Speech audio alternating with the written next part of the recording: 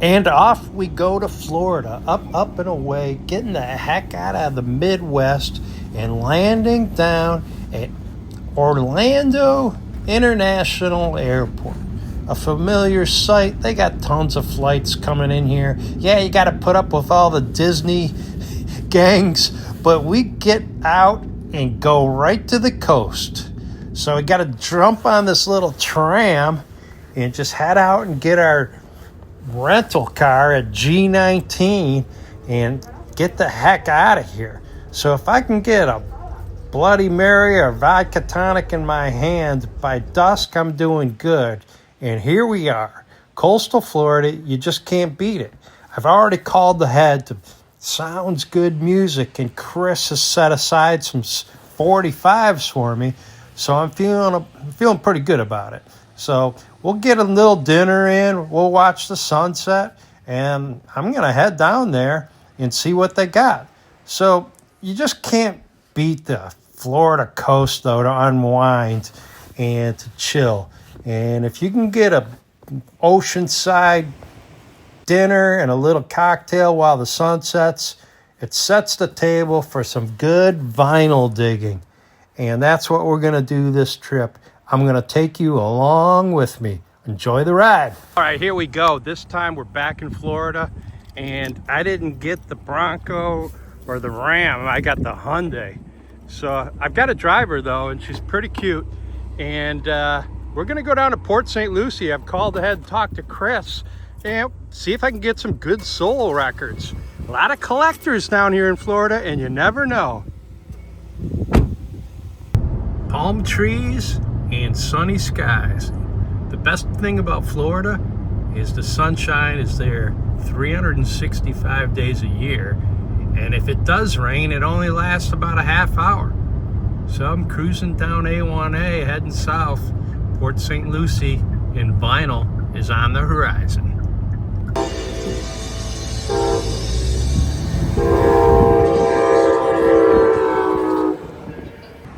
All right, we're down at Port St. Lucie, Florida.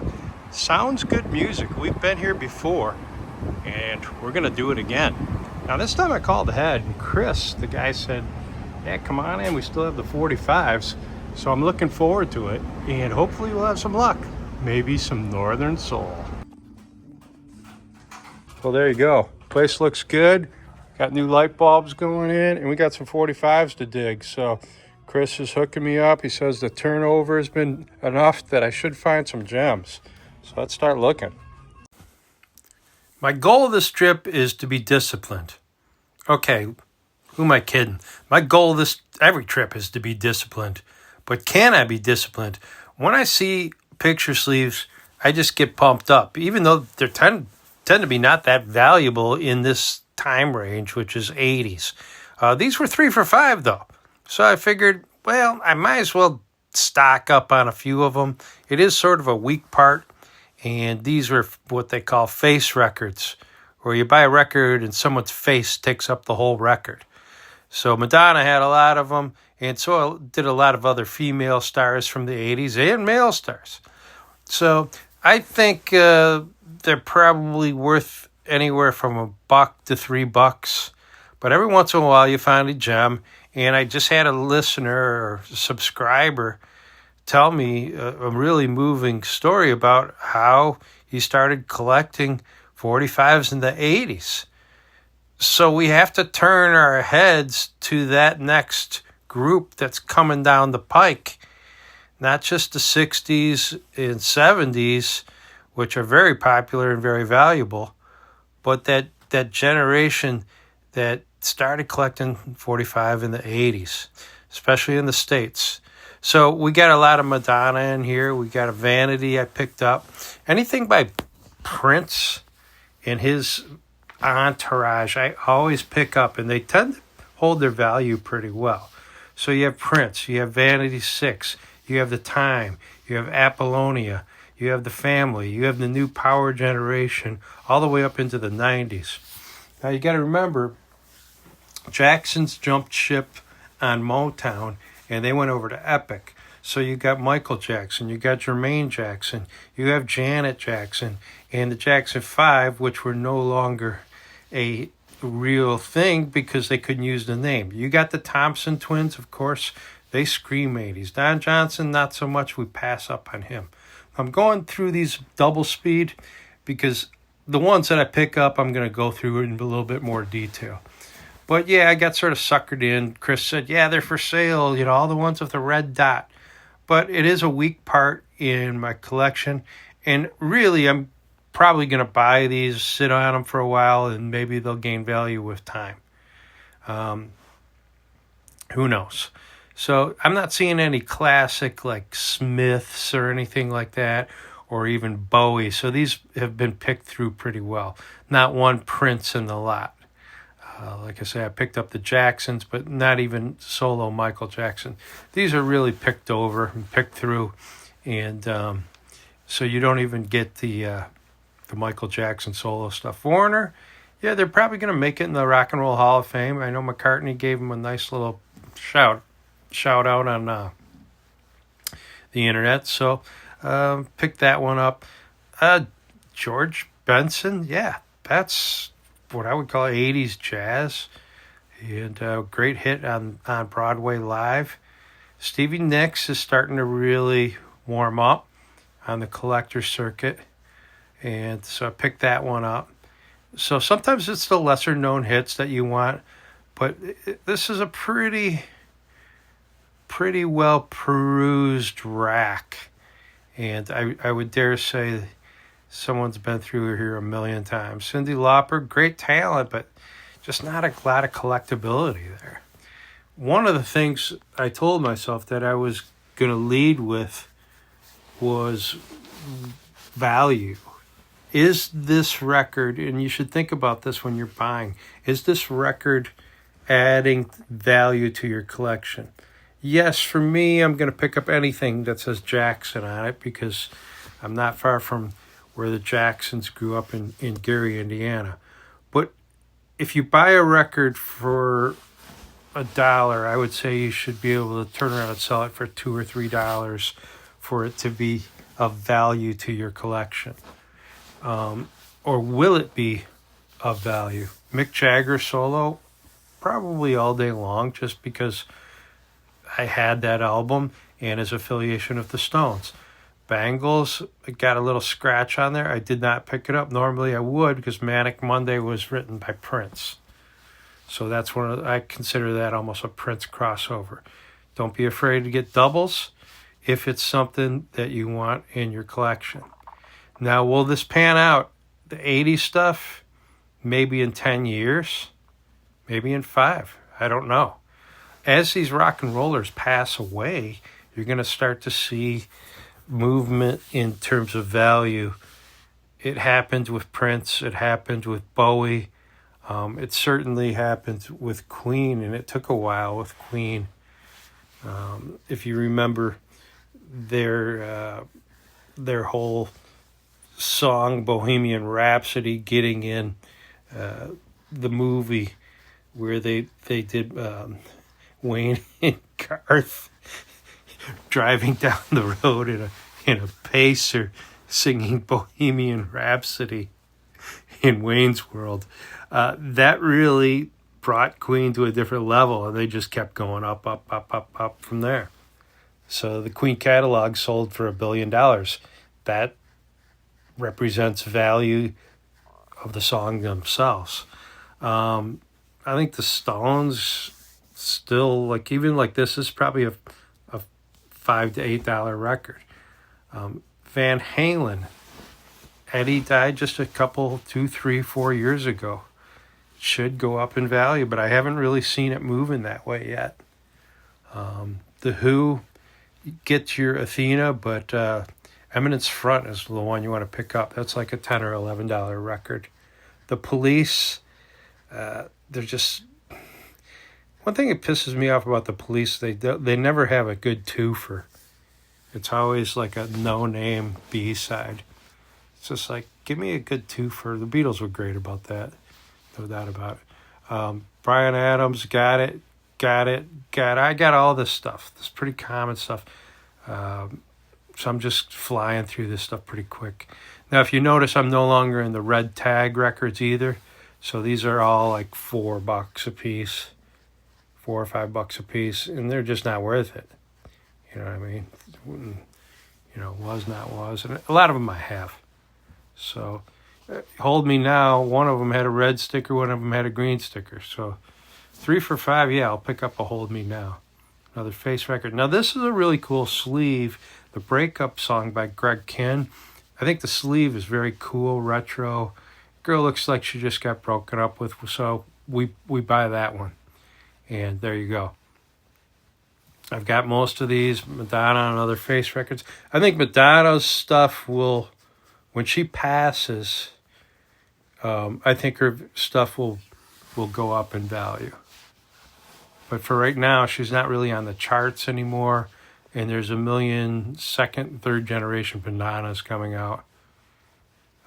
Huey Lewis, great. Saw him in 87 in Cedar Rapids, Iowa. Joe Jackson, love him. I'm quite sure I have that record already. So we're just going through the picture sleeves. We're sort of giving the 80s some love, which we haven't done in a long time. And to see what we get. Going to move left to right here. And once again, we're at Sounds Good Music. Now that's Port St. Lucie. And it's down in coastal Florida. I would say halfway between Vero Beach and West Palm Beach. And if you fly into West Palm Beach, you're probably 45 minutes north of West Palm Beach. Probably a good hour and a half, 2 hours from Orlando. Now you get into the sleeve stuff. Still at about $4 a piece. And in my mind, 45 is worth $3. That's like any 45. That's sort of my mental starting point. $4, okay. For me to really love a $4 record, I would have to be able to turn around and sell it for $8. So that's how that works. Now, if it has emotional value, sometimes I get a little screwed up because I just love the song. Now, a $3 record, knowing that maybe you're going to negotiate it down to a $2 record at the front desk. So, can you sell it for $4? You want to be able to, if you're buying for value, you want to at least be able to double your money. I would say that's a good rule of thumb. Even if you're not planning to ever sell it, but you're trying to let's say you're trying to build a $10,000 collection, $100,000, $1 million collection. You're not going to get very far by spending $1 million to have $1 million collection. But if you get $1 million collection for $100,000, anybody would do that, right? So that's it. Your proprietor has to pay for his lights. He has to pay for his utilities. He has to pay rent in the strip mall. He has to pay insurance for the property in case someone gets injured or in case something falls on somebody. He has to pay his employees an hourly wage. He has to pay Social Security taxes on his employees. He probably has to pay some kind of personal liability insurance and an umbrella policy over the top of all that. So not only that, every record that he comes in the store, he has to buy and then turn around and sell it. So there's a lot of costs going into putting just even a simple rack like this together in a retail area. I don't know how much per square foot this place rents for, but you're paying for some of that when you go into a record store. Now, you've seen my videos. Look at Chess right there. So I'm picking up some pretty cool stuff, and this stuff's clean. Everything almost in this whole rack here was pretty much very good plus, except some of the older stuff. By this point, we've talked about labels enough. You should be able to tell a 60s label from a 70s label from an 80s label, right on down the line. The older stuff, from the 50s and 60s. Look for the double horizontal bars going across, single color. So the label might be blue and the printing's in silver. You should know your evolution of each, like the RCA label, how it started and where it ended. The Motown label pretty much stayed the same all the way through. That's an exception, but there's things you should know about the Motown label, like look for the dates, the date stamps. These sleeves here are most likely birth sleeves, and they had the advertising printed on them, so be aware of that. If you have a matching sleeve with a matching label, chances are that record's going to be in its birth sleeve. Not always, but I'd say 50% chance that it's in its birth sleeve. This might even be a birth sleeve.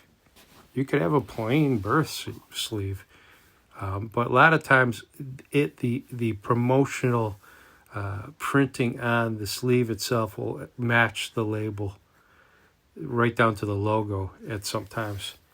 And you can just almost tell that that record's been sitting in that sleeve by the way it's sort of folded over the edges of the record.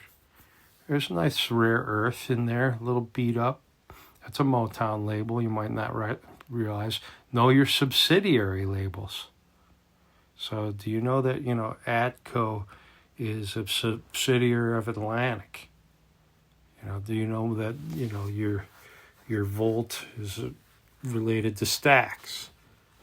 Okay, do you know that Motown is also Tamla or Gordy or Soul or, like I said, Rare Earth? So all these different variations, if you go through 10,000 45s and enter them all into Discogs, I would say you would just be getting to know your stuff. And that's really the only way to really, really know your labels, is to enter every record you buy into Discogs, just as a pure exercise. And the fringe benefit, now bring your list. Here I got the Northern Soul, and I got one. I thought, it might be a Northern Soul, but a quick alphabetical check of the Northern Soul 500 list, no. It would be a long shot to really pull a Northern Soul out of this. Remember, when we go to RPM Records up in Michigan, it's a room full of 45s. This is about 8, what I call racks from left to right. So it would be pretty rare to pull a Northern Soul out of this. But you never know. So you got to be ready. What I do like is these $3-4 records. They're all pretty very good plus to near mint. And they're all pretty clean and nicely sleeved. And so there you go. And it's sort of a cloudy, rainy day out there. So I'm not really missing any beach time. And Stones, I usually pick them up unless they're just beat up. You really want to buy something that's going to skip. And you don't get time to really play it unless it was something really, really rare. And if I've got I know I've got, Angie's, a lot of the old Stone stuff already. So I'm just doing my diligence. Most of the stuff you see me skip, I already have. And this is where I sort of get lost. And it's like therapy for me. Now you look at this, Beach Boys.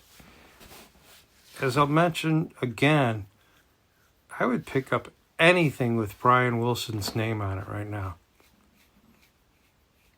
I don't think we've even truly begun to appreciate or understand the depth of his genius. I know Pet Sounds always makes the top LP list, but the Beach Boys sound is truly unique and enigmatic. Can I say that? Now, there's a good Seeger too for right here. Starline, yeah, it's a reissue, but 2+2 with the other side, Ramblin' Gamblin', man, that's got jukebox. The Rivieras, if you ever see them. High Records label you want to be familiar with Al Green's stuff. The out of Memphis, the Memphis scene, you should familiarize yourself with that. That ugly green Warner Brother label, my God. So, you got to look for that wear and tear. And just that very attractive label.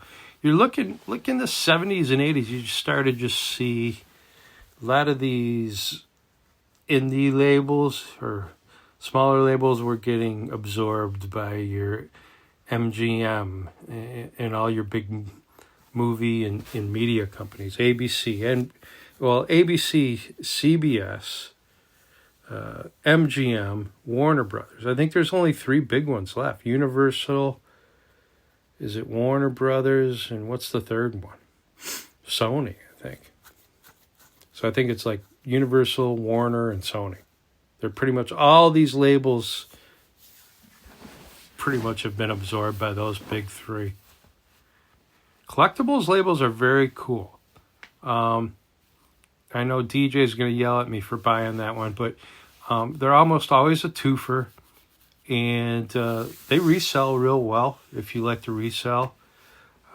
And something you can plop in your jukebox, and sometimes it's a weird combination where you'll have one band on one side and another band on the other side. So their twofers are not always by the same artist, which sometimes if the guy's a one-hit wonder, you want the B-side to be another guy that had a one-hit wonder. The Yoopers, we're going up there next week. So that's the Upper Peninsula of Michigan. The Upper Peninsula, also known as the UP, and that gets bastardized to Die Yoopers. And they sort of talk like that. Sort of like a Canadian accent. There you go. So we're working our way through. We're getting some decent records. Nothing like wow. Last time I was here, I got a ZZ Top. It was an unusual song. I can't remember the title of it. But it ended up being like a $40 record that I got for $4. And that's another thing about pricing too. You notice that these are all pre-priced. So this isn't where you're bringing a stack of records up to the register and then they're going through them on Discogs and pricing them there. And then you did all this digging and, oh, I'm sorry, that's a $40 record. That's not what's happening here. So the payoff here is you might find a $50 record that Chris has got priced at $4. So he's just giving you a fair blanket price. And are you familiar enough with the material that you can come out a winner on value? Okay, so that's really where you get more discipline. Hey, emotional value, how can you put a price on the song that was you and your girl's first, that was your song when you were dating? That's immeasurable. But collector's value, Discogs will tell you. This is how much this record sells for. And it'll give you Cornelius Brothers. Great song. I don't know if that shows up on it. Too Late to Turn Back Now. I don't know if that shows up on any Northern Soul charts, but it's got that sort of a vibe to me. I haven't stepped into any Northern Soul dance party in my life. I just learned about it through collecting.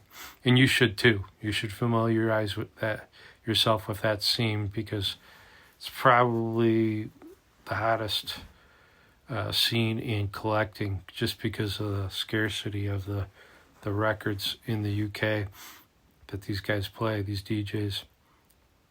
So you're getting a lot of 60s, 70s, and 80s all mixed in.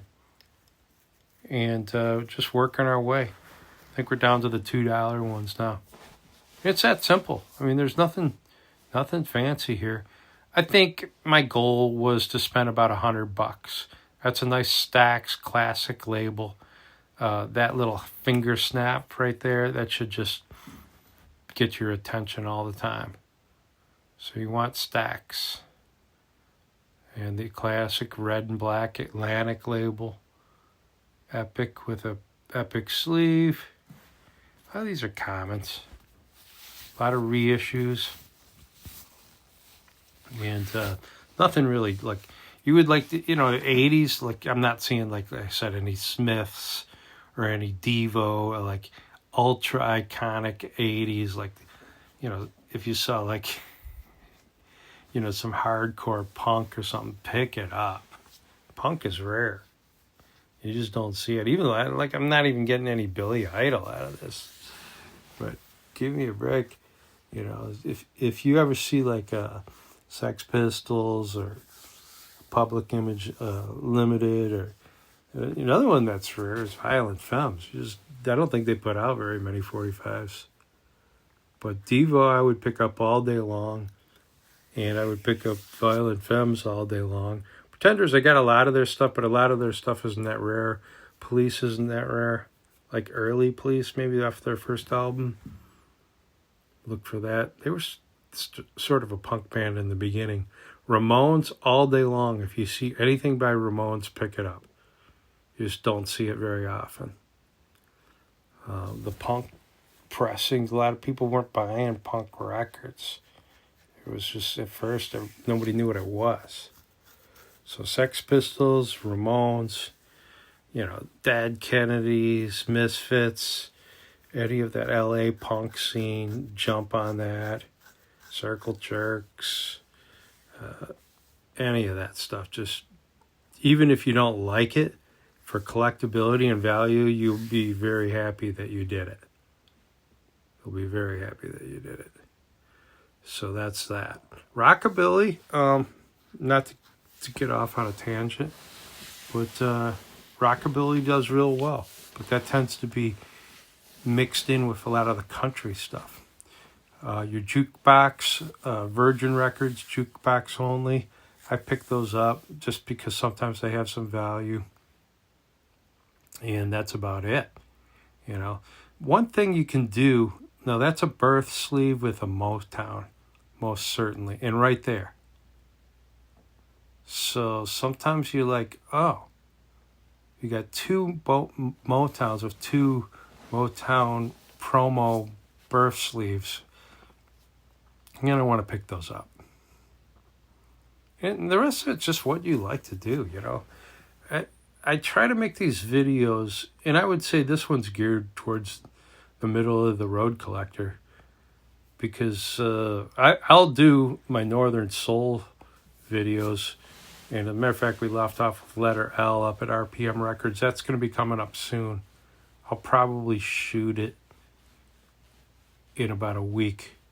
So we try to do one letter and get it all the way through the alphabet.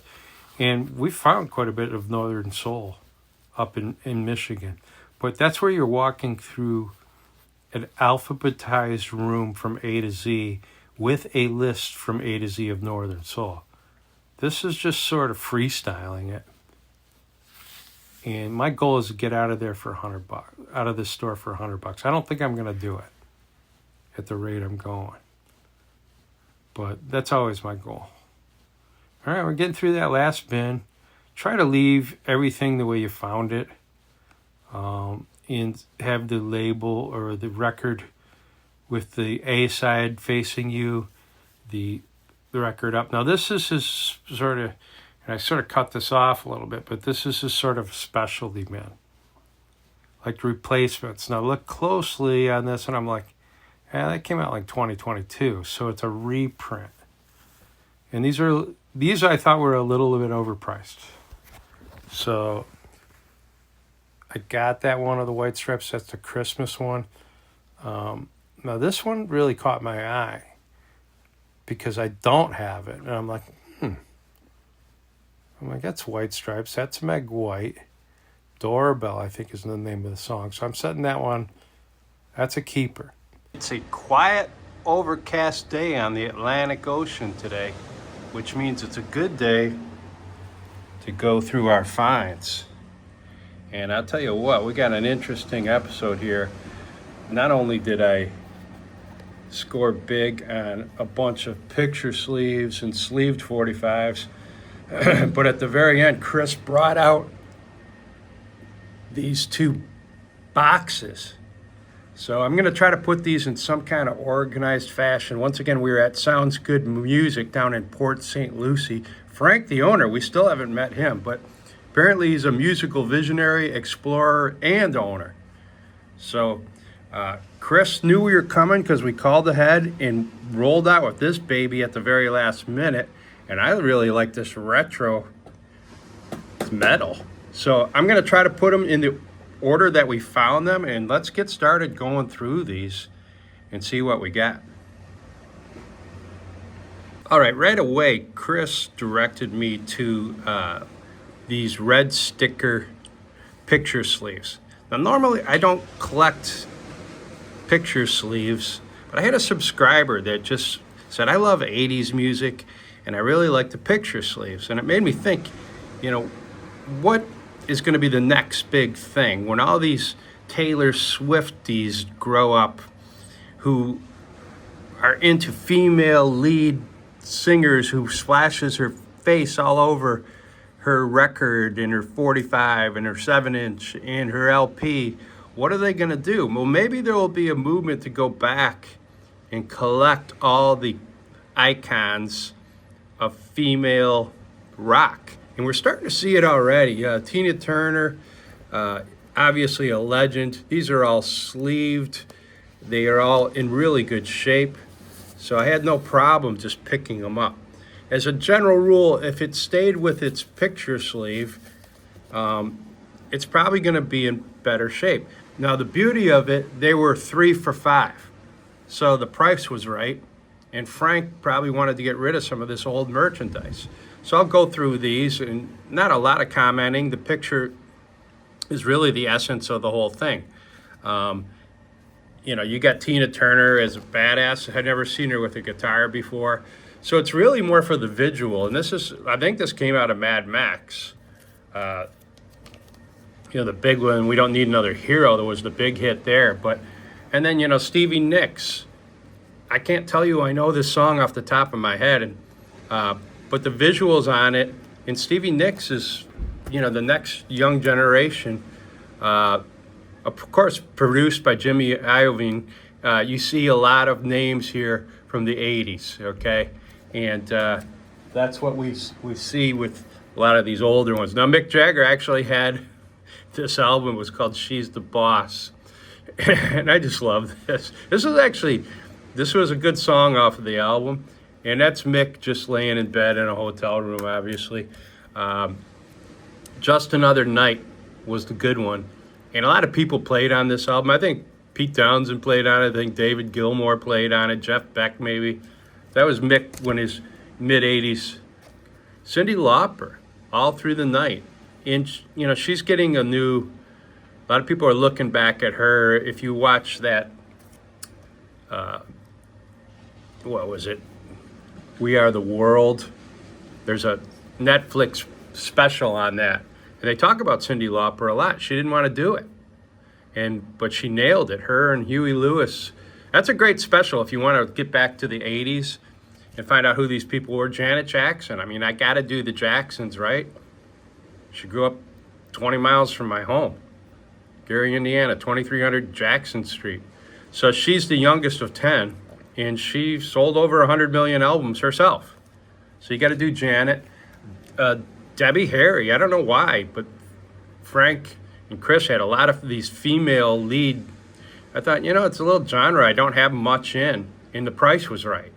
So you're picking up a picture sleeve in very good plus or near mint for 3 for $5, you do it. So Grand Funk, you know, coming from Michigan, Flint, Michigan, these guys, they used to be the Pack, Terry Knight and the Pack, and they had a good run down at the Grandy Ballroom. But we were finally down to 3 guys here. This is a later release, and it wasn't a hit. But as a completist, I picked that up. Vanity, I'm going to buy anything with Vanity on the cover because she was a Prince protege. So this is Mechanical Emotion. She's probably on Motown by now. Yeah, she is. You can see the Motown logo right there. But this was from the album Wild Animal, and she sort of had a crazy career. She broke up. She was going to be the lead, and supposed to have been the lead for Purple Rain, but she left Prince's posse in Apollonia, filled in. My Baby by the Pretenders. I got a lot of Pretenders picture sleeves, and this is you see these Jimmy Iovine. He might as well. Is it Iovine or Iovine? I never know. But anyways, Bob Clearmountain. You see these guys all over. Steve Lillywhite, these producers down here on 80s stuff. And then Chrissie Hynde just reloads with basically a whole band. I don't even think, what was the drummer's name? Martin Chambers. I don't even think he's on this lineup. I don't remember that song in particular. And then you get Gary, a Young Girl, by that's old. That's a good. This is a huge oldies hit. I used to listen to driving around with the kids. But good, nice clean, both sides, great picture. Sort of band-esque on that photograph. They're like a bunch of guys in, looks like Civil War uniforms out in the woods, So it's got that little timeless era. Jackson's State of Shock. I already got a copy of it. And it's really Michael and Mick. But Michael probably just said, listen, this is going to sell a lot, and my brothers need to make some money. So he probably just, they couldn't use the name the Jackson 5 anymore, so they became the Jacksons. This was a huge hit. Michael was spitting out hits left and right. Callan, hey, man, who can it be now? This guy's got some great solo stuff. And like his solo acoustic stuff, and he's out touring with Ringo.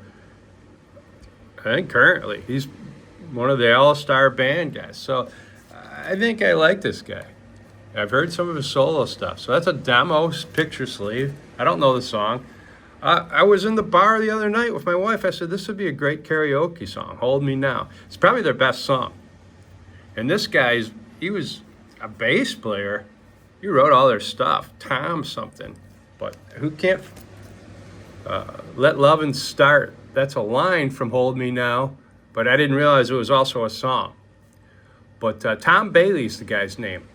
And they were sort of a weird lineup. She played like drums standing up, and I don't know what he did. Maybe bass. No, maybe guitar. I don't know. Percussion. Foreigner.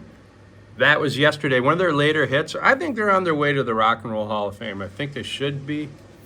We talked about them. And this is from this album. That was yesterday. I think it was the album that followed up I Want to Know What Love Is. Give Me the Night by George Benson for 3 for $5. Hell yes, all day long. It was a huge hit here in the States. And, he's that sort of jazz guitarist, produced by Quincy Jones. So you're seeing a lot of 80s names here. That was a great song. It was a huge hit. Once again, Janet, for that price, I picked up 2 of them. So don't be afraid to double up. Now, Berlin, an interesting band from the 80s. They had a song called Sex, and then their huge hit, was it Take Your Breath Away, Take My Breath Away? That was in Top Gun. But this was a good song, No More Words. And I forget her name, but she really made the band. She was very beautiful, and she was a great singer. Excuse me. And once again, Cyndi Lauper. You can't do the 80s without Cyndi Lauper and She Bop. There you go. So, and it says demonstration, not for sale. So maybe it's a demo. You just have to look at it. Maybe the sleeve doesn't match the record. That's a demo. There you go. White label is always a demo. Almost always. Glenn Frey, they all tried to do their solo stuff. Don Henley probably, he's a founding member of the Eagles from Detroit. He left Detroit, went out to California, and they started playing backup for Linda Ronstadt. And she said, hey, you guys should form your own band. So him and Don Henley did just that. But then they all got big and rich, and they broke up. And I always followed Glenn's work, even though like it didn't hit on the solo trail. But he landed a role in Miami Vice. He's a good-looking guy. Cut his hair, and started putting out. All Nighter was the name of this album. But this is a good song. Sexy Girl. It was just a simple, good song. All right, let's move on. I told myself I was not going to buy emotionally this trip. I was only going to buy records based on if they were adding value to my collection. And I said to myself, do not get all emotional. But going through all those 80s picture sleeves, I started like buying stuff on impulse or emotion instead of logic.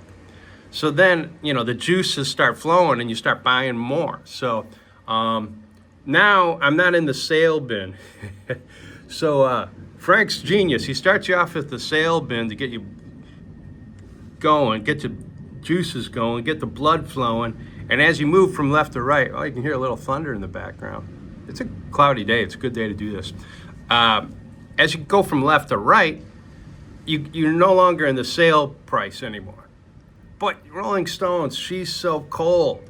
That was just a great song. And, everybody's, it's not the classic Stones. I love this era of the Stones. And Send It To Me was like a reggae song.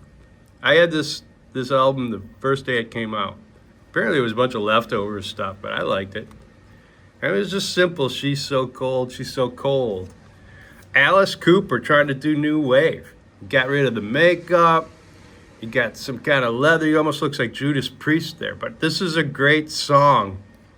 And it just shows you how he can jump over. I wonder if Dick Wagner did it with him. I don't know. From Flush the Fashion, I think it's got a great version of Talk Talk on it. Roy Thomas Baker was a big producer in the 80s. So once again, for $5, I just couldn't say no. Now, of course, I made a deal at the front desk, and Chris always gives me a little break. I never saw this picture sleeve before. And it's a great song from a guy named Greg Kihn. His big hit was Jeopardy, but this was, they don't write them like that anymore, as it's commonly known by. When you've broken up with her just an hour before, they don't write them like that anymore. It's a great song. And it's just sort of like a lonely girl at the cafe, right? And I don't know if she's looking at a ring that, she's giving back the ring or whatever that is she's got in her hand, but she doesn't look happy. And that's it. She either got broken up with or she just broke up. I think she probably got broken up. She got dumped. So that's what that is. So I love the picture sleeve, and once again, the emotions start kicking in. And then the Who, man. Here's the beginning of the arcade era. I don't know if he's got some kind of headphones on, but he looks like he's playing a video game. Athena was a great song. And, this is the album with Kenny Jones on drums, because Keith Moon had died, so it's like the second album. I think Face Dances, and then this one. The great one on this album is Eminence Front, and it's hard to find. I found one copy down here in Florida. It's hard to find. It's like a $10 or $11, $12 record. But so if you find Eminence Front, jump on it. This would probably worth all of $5, but I couldn't help it. All right, let's move on. Once again, the name of the show is RockMine, and I'll have all these in. You can see the link in the description to my RockMine on Discogs. So you can see all these and what they're worth by just clicking on the bottom link to Discogs, and you can, as I enter them, you'll see the order that I entered them in. And if you want to buy one of my records, go for it. I'm not out there to make any money. I want to sort of feed the corporation. So let's move on to the next one, next stack of stuff. And I got some more of these records here. I'll zoom out and we'll get started. So it looks like I got a storm rolling in. These were the $4 sticker. So we went from 3 for $5 to the $5 records, and we're going left to right in this bin, as you've seen in the video. So now I'm going to take a minute to sort of straighten all these up so we don't waste time. And then we'll go through this $4 stack and see what that leads us to. All right, we're in the $4 record section, and some of the things I look for is matching sleeves. So you got the RCA sleeve, RCA record, and I usually do a quick pull to see what the condition is. I mean, but usually, and especially with this place, he's not like taking the time to max up or match up sleeves with records. This is probably, Manship would call this a birth sleeve, and I actually sort of like that term. I'm not just looking for hits now, not for sale, it's a promo. Robert Gordon, and I loved his version of Springsteen's Fire.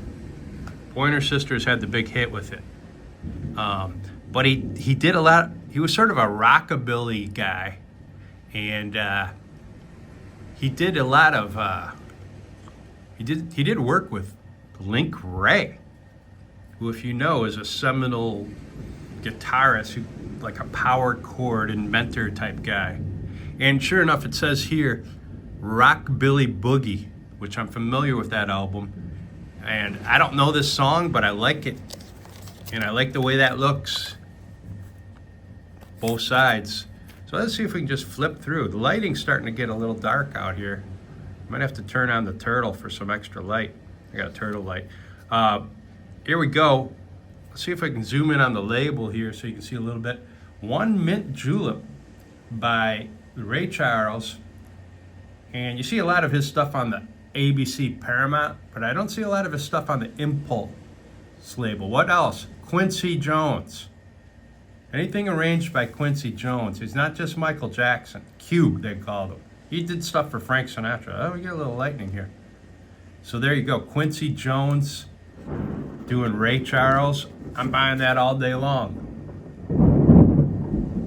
Holy cow. All right. Let's pause that. Now, DJ, one of my subscribers, my greatest critic, which I love him for, because he tells it like it is. He doesn't just suck up, you know what I mean? He just like, Detroit Bob, this is stupid, don't say that. I'm like, okay, DJ. So when he does give you praise, he did say last episode that it was my best episode ever. And that was the 45. Heartful of Soul. These are always good twofers, almost always. They just happened to give you the date, July of 65. So that song came out how long ago? And there you go, For Your Love. And that was April of 65. So those are two great songs. That's a jukebox record right there. And that's why I buy them, DJ. I throw them in my jukebox. That way you don't waste a slot. You got a good I call them twofers. And once again, Stevie Nicks and Tom Petty teaming up. But this time it's Needles and Pins. If you notice that, Sonny Bono on the writing credit. And it's sort of cool. Not a valuable record, but let's see what the B-side is. Now it's just Tom Petty and the Heartbreakers. So I'm starting to see a lot of interest in them. You know, Tom Petty died, and it usually takes about 5 or 10 years for like this nostalgia to set in, and we're about at that point. And Tom Petty's got his own show on the Sirius XM, and the other guys from the band fill in sometimes. Try to get you a good look here. We'll just do the labels on these. These are all the $4 records. So we're going $4 now. But I always do a deal up at the front. Motherless Child, I think this might be off the Unplugged. From the Cradle. Okay. Now that was like his blues LP. So this is a later, 94 Clapton. I think he might have done that earlier in his career. Now I'm always looking for a triple F, a 4-figure find. And this just had a little bit of a triple F look to it. I don't know. It could be a dollar record. I'll tell you what caught my eye. First of all, I've never heard of the label. MLS. Second, Tommy McLean in the Sweet Dreams. Sort of an obscure band. I don't know. single color. So there's black ink, that's it. You have an orange label with black ink. So they didn't do the multiple color. And then it looks like it's autographed. To Doreen, a sweet kid, all my love. And that looks like it says Tommy right there. And then Bueno Saludo, I will always think of you. There you go. Maybe he was the bass player. So I'll look it up. I'll let you know. It'll be in my Discogs. You can see what it's worth. And there you go. Maybe even buy it from me. Unless it's a 4-figure find. I still haven't... Psychedelic Frankie, I haven't listed him yet. So here we go. Once again, this is probably a $2 record, but I'll tell you what, it's not a $2 song. Baby, Hold On. And this is that collectibles right here. That they're always good twofers, you know what I mean? But look at the B-side. 2 Tickets to Paradise. We talked about that. Last episode. We're going to take you to a place from so far from here, or so far away. What a great song. I got 2 tickets in my pocket, baby. Summertime. This is the one where Billy Stewart, I think it's the one with the scat. Summertime. He goes crazy on it, but it just somehow works. Great version. Of course, it's on Chess out of Chicago. Got to pick that up. Condition on that, I think, was a little rough. Nah, it's not bad. I'd give it a very good, maybe close to it. Now this, I thought, looked like a birth sleeve. I'll zoom out a little bit. So theoretically, that record just came in that sleeve. And this is what Motown did on their sleeves. They had like 4 or 5 different colors. This one's sort of an orange red. It might be orange now where it was like a pure red, but they had just advertised all their other releases. So it looks like you bought the 45, but I can get the whole album, see? Greatest Hits of the Supreme, Junior Walker, 25 Edwin Starr, right there. Marvin Gaye and Tammy Terrell, Stevie Wonder, The Temptations. You got everybody. And so then you start staring at that, and you want to go buy those albums, see? Here's some more albums you can get. Bobby Taylor. I've got a few of these.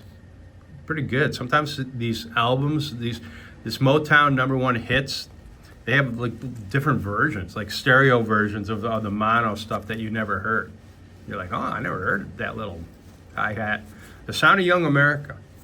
So you didn't say, the sound of Detroit or the sound of, young Detroiters. No, this is a Sound of Young America. So you either get on board with these cats coming out of Detroit, coming out of Motown, or you're missing out on the sound of Young America.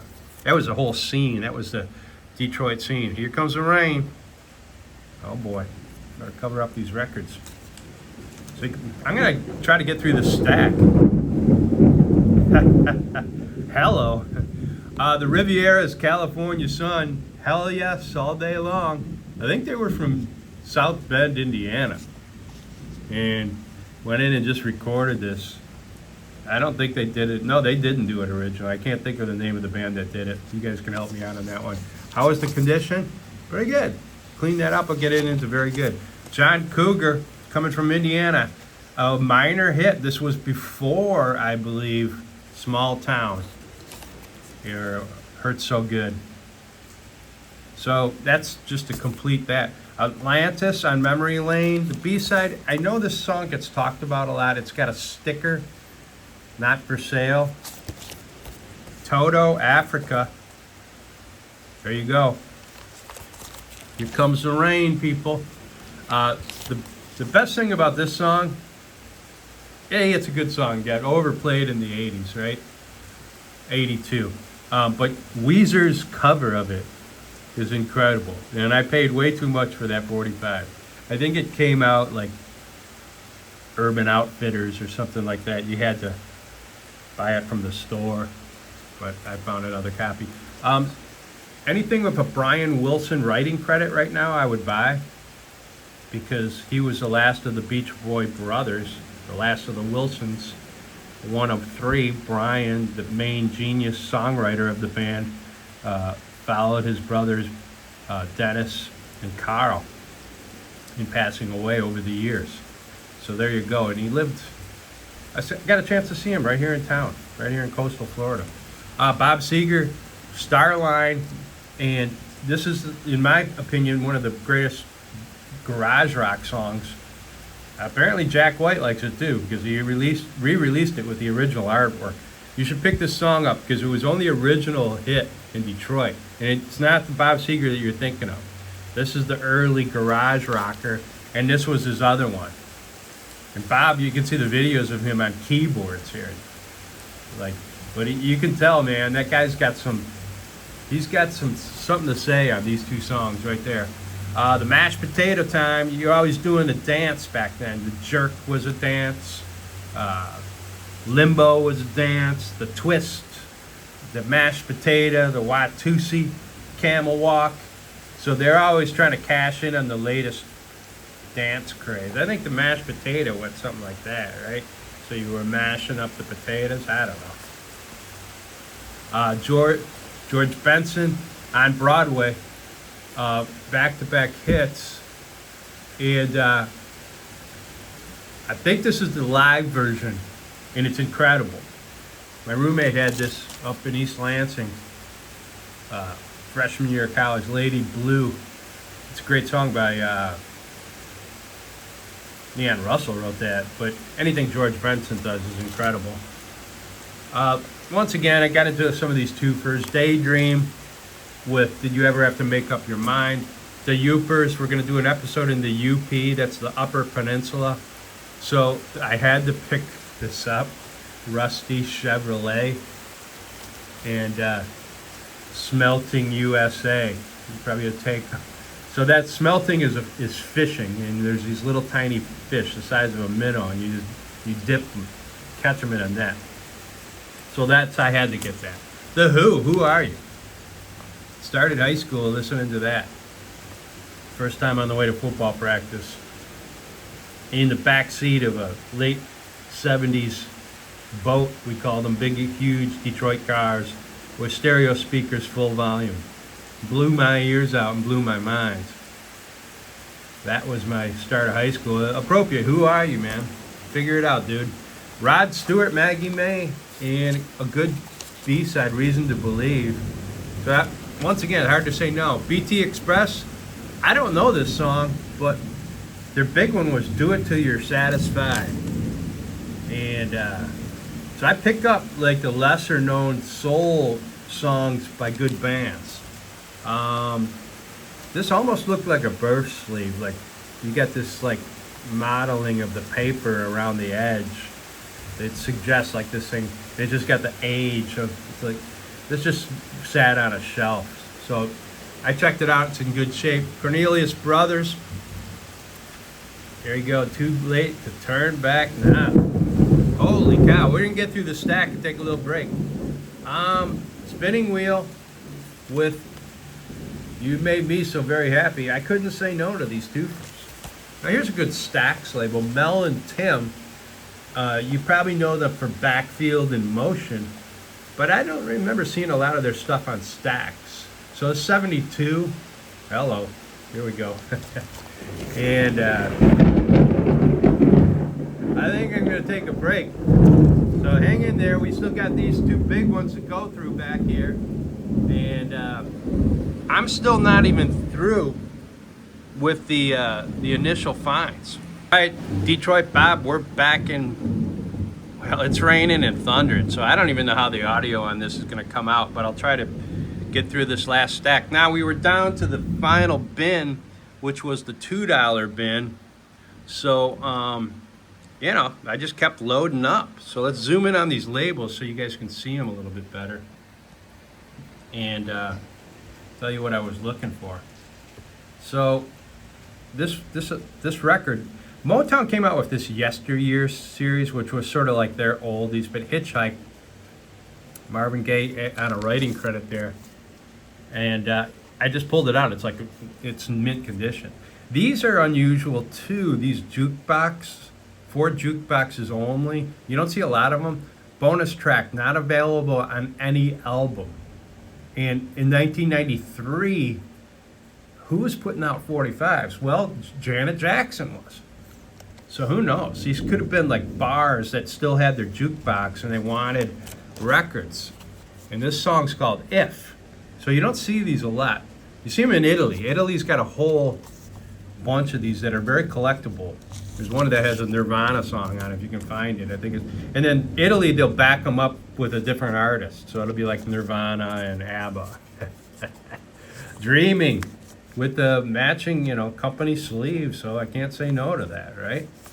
Billy Preston with a matching company sleeve. This is a great instrumental. Space Race. Anything he does on keyboards. As you know, he played with both the Stones and the Beatles. So how he ended up on A&M Records, I have no idea. But that was Herb Alpert's label.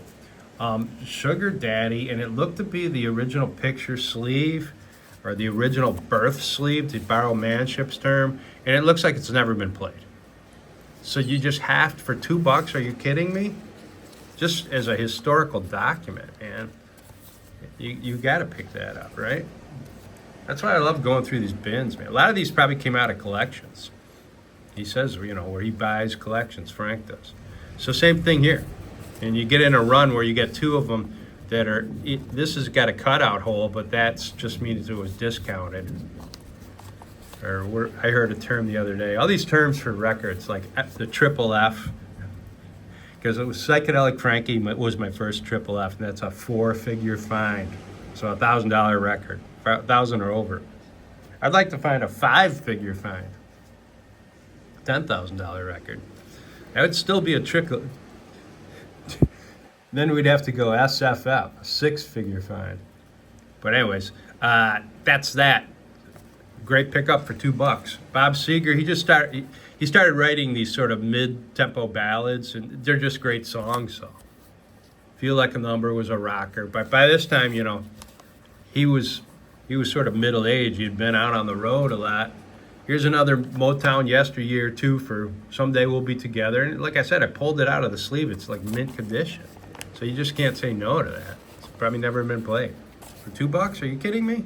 Against the Wind, another one of those mid-tempo ballads by Seeger. Came out in '80, and we thought, oh yeah, he's, didn't mean as much to a 17-year-old as it does now to someone my age. Shylights, you can't see the title on this. This is one of their best songs. Have You Seen Her? Baby, have you seen her? It's a guy sitting on a park bench, just wallowing in his sorrow because he lost his girl. And there's a great spoken line part in the middle of the song. And then the falsetto, whoever did the falsetto for the highlights, man, it was the best high you could ever get. High note, high sound, what do they call it? Tenor. It was just incredible. And okay, on the far right he had a premium bin. And you know me, I started out collecting 45s by going to Jack White's Third Man Records. So this caught my eye because I thought, I've got everything from the White Stripes, but I don't recognize that.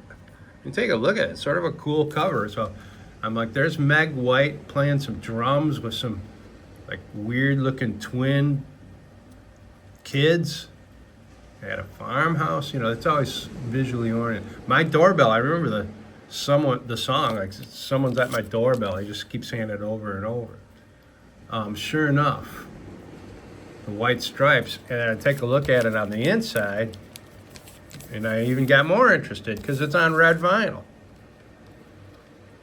And yeah, sure enough, it's one of the few records, it was the only record that trip. And I went ahead and opened Discogs, which I rarely do in the store because I just don't have the time or patience.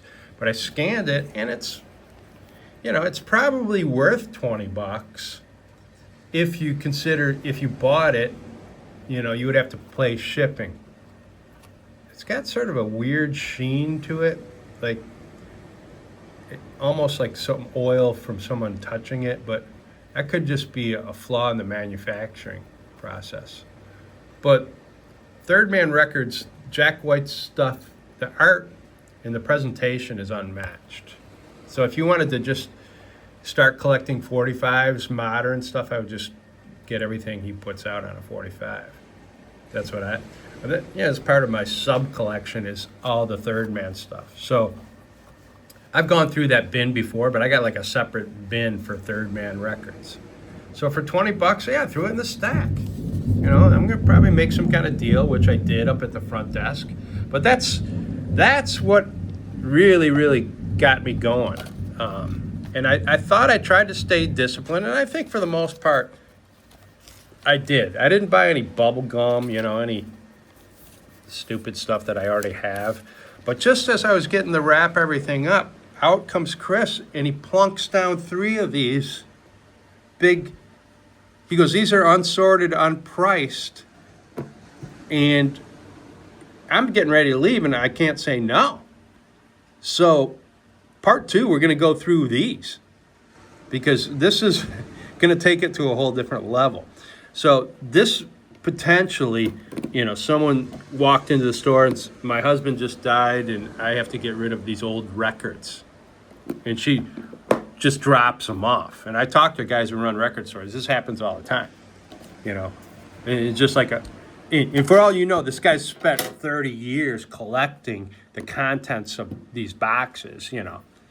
And I think I got a little bit of that in there.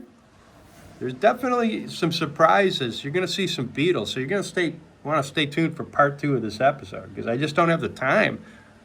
You know, I don't want to start going into 2-hour episodes. So try to keep it under an hour or maybe a little over. But this is going to be part 2. And where did we go? Sounds Good Music. And why did we go? Because old records never die. And this guy, the owner's Frank. I've not met him yet, but he's a musical visionary, explorer, and an owner. And there's all the information you want to check out and buy some records there. Go there yourself. I always have cool magnets, and Chris is great. He runs the place. He loads me up with these stickers all the time. I should say sticker. Look at that. Some cool artwork there. So, you know, got the Florida imagery and just the whole vibe there. So, yeah, you want to check that out. Go ahead. Sounds Good Music. Part 2 is going to come up. And out of this stack of stuff we just went through, I'll pick out a gem. But I'm thinking I already know what it is. St. Lucie was great, and this is this week's Gem of the Week. It's called My Doorbell, and it's by, of course, the White Stripes. And it's an import from the UK. So always check your bins for your imports. To import this, just the shipping on this would be 25 bucks. But look at that red vinyl. How cool is that? Jack White. I started collecting 45s again, probably because of him and Third Man Records. But I didn't have this one, so I caught my eye and I did a quick lookup, and it was definitely one that I wanted in my collection. Now we got some more real big gems coming up next week, and I am selling on Discogs as we speak to Europe. So you're going to want to check that out. You're going to want to subscribe by hitting that button. And you're going to always want to look for your imports on 7-inch. That's this week's part 1. And we're going back to Port St. Lucie. Sounds Good Music for part 2 next week. Stay tuned.